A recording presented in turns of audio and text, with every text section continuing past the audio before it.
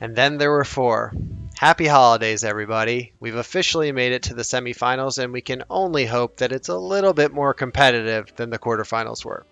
As for those quarterfinals, grab your eggnog, come sit next to the fire, and let's take a closer look. After all that discussion over who would get the bye week in round one, it turns out that Paul and I both got bye weeks. Crikey's team managed two players into double digits and barely scraped by 70 points. They decided on the coin flip Mike Williams and it landed on bust, but they really didn't have many better options to go with. Their three starting wide receivers, Mike Evans, Michael Pittman, and Mike Williams, combined for 5 catches. And I don't know if this was Mikey's contribution to the lineup as some sort of a hint, but it's getting a bit desperate. We're not going to stop calling you Mikey, no matter how many Mikes you put in your starting lineup. As for my team, they had a pretty average week, mostly carried by my wide receivers as usual, who each scored a touchdown. But our savior Najee clearly could not handle the praise he received last week. But we'll be faithful disciples as we follow him into the semifinals.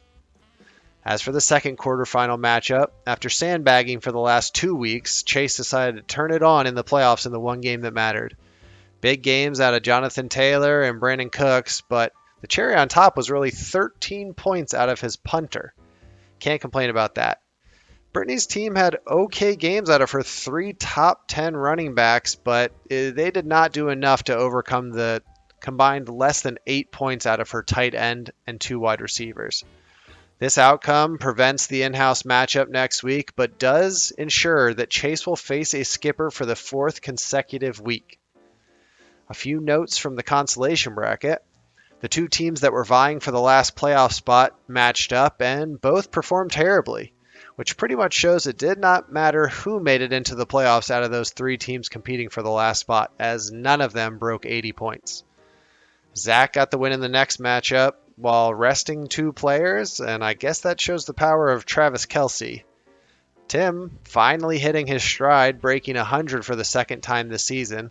And lastly, this. Whatever this is. At least I get to use my graphic another time this season. As for the bye weekers, Skip had a good week, but it looks like Darrell Henderson might not be the starting running back in LA anymore, and Tyreek Hill tested positive for COVID and is questionable coming into the semifinals. That could mean Cooper Kupp potentially would have even more slack to pick up.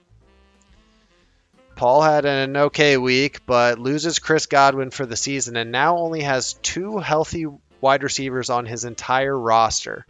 He's going to need to wave that magic waiver wire wand one last time if he wants to continue his playoff run. That and have Mark Andrews score 30 points again. As for those semifinal matchups, Chase has one last week of the skipper gauntlet to get through if he wants to make it into the finals and continue the trend of Skip losing in the playoffs after dominating the regular season. As for the second matchup, I got my wish. I get to face Paul. I've outscored him in the last 12 consecutive weeks, so we'll just have to see if this is a lucky or an unlucky week 13 for me. I hope you all have a Merry Christmas, and we'll be back next week to ring in the new year in the Commissioner's Corner.